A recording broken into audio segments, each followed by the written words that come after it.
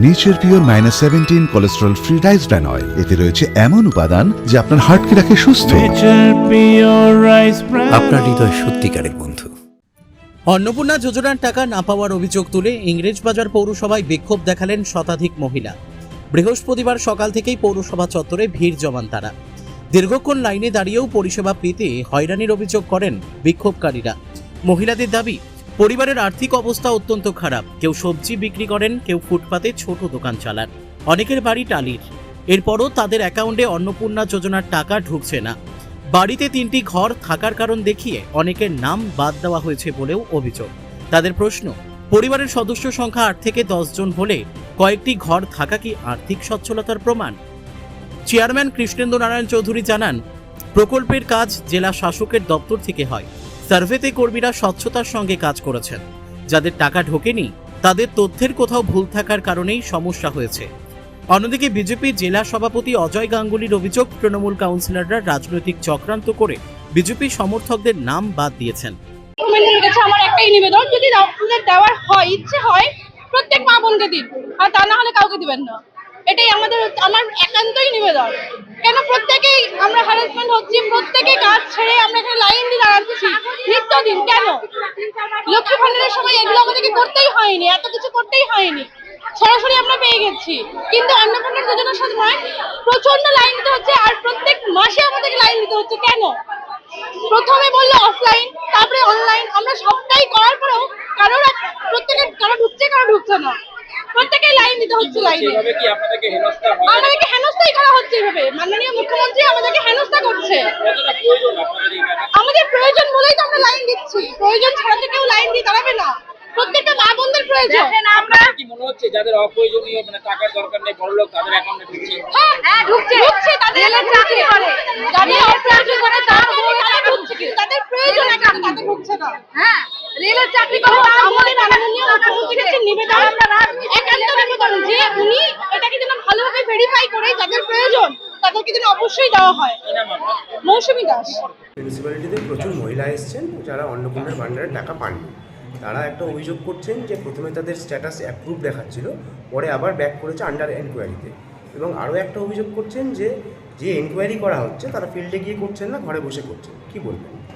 প্রথম কথায় এই অন্নপূর্ণার ব্যাপারটা গভর্নমেন্ট একটা সিস্টেম বেঁধে দিয়েছে যে এটা থাকলে পাবে, এটা থাকলে পাবে না।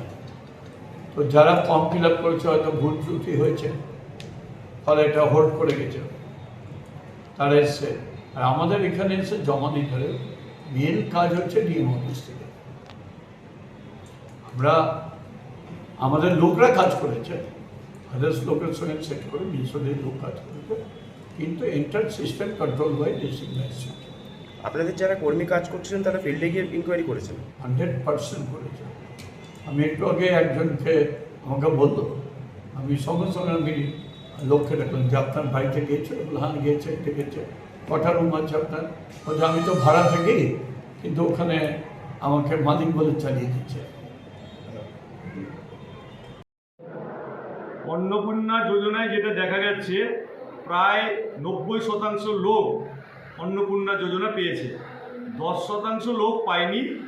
এবং যারা পায়নি তারা প্রকৃত পাওয়ার যোগ্য, কিন্তু পরিকল্পিতভাবে তৃণমূলের সমস্ত কাউন্সিলররা তাদের সুপারিশে যে সমস্ত লোকরা ওয়ার্ডে কাজ পেয়েছিল 1900 টাকা 2000 টাকা বেতনে, তারা কারো বাড়িতে না গিয়ে সমস্ত বিজেপি পরিকল্পিত, যারা বিজেপি করে, যারা বিজেপির সমর্থক, যারা বিজেপিকে ভোট দিয়েছে, যারা বিজেপির ক্যাডার, যারা বিজেপির নেতৃত্ব, তাদের বাড়িতে বসে থেকে তারা লিখেছে 3+ ঘর, যেটা আমাদের এখানে মানদণ্ডের মধ্যে আটকে যাবে।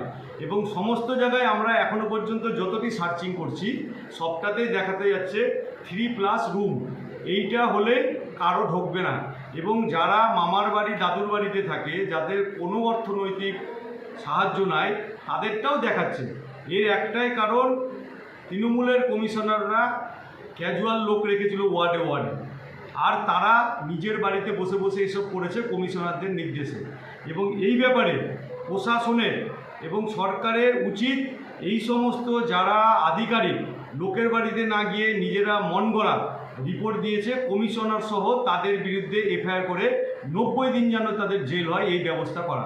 কেন প্রকৃত যারা পাওয়ার যোগ্য তারা পায়নি। যাদের 4তলা বাড়ি আছে, 3তলা বাড়ি 12,000 টাকা করে ভাড়া দিয়ে 36,000 টাকা গুনে, যাদের ডিস্ট্রিবিউটার আছে, যারা ডিলার আছে, এই তৃণমূলের কাউন্সিলররা তাদের কাছে আর্থিক লাভ নিয়ে তাদেরকে সব পাইয়ে দিয়েছে।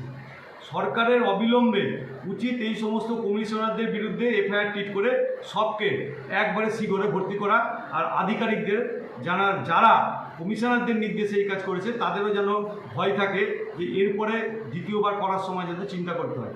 সেই জন্যই মিউনিসিপ্যালিটি ভোট আসার আগে বিজেপির কার্যকর্তাদের, বিজেপির ভোটারদের, বিজেপির সমর্থকদেরকে একটা বিশৃঙ্খল পরিস্থিতি যেন টাউনের বুকে হয় সেই পরিকল্পনা করেছে ইংলিশ বাজার এবং ওল্ড মালদা মিউনিসিপ্যালিটিতে, এবং এর জন্য A to Z মিউনিসিপ্যালিটি সবাই যুক্ত।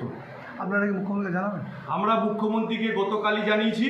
মুখ্যমন্ত্রীও এই ব্যাপারটা জেনেছেন এবং বলেছেন প্রকাশ্যে যে পরিকল্পিতভাবে সমস্ত পঞ্চায়েত মিউনিসিপ্যালিটি এলাকায় বিজেপির লোকজন যেন এই সুবিধা না পেতে পারে তার একটা পরিকল্পনা তৃণমূলের যারা ছিল সরকারে তারা এটা করেছে। মালদা থেকে পরিতোষ সরকারের রিপোর্ট, কুলিক নিউজ।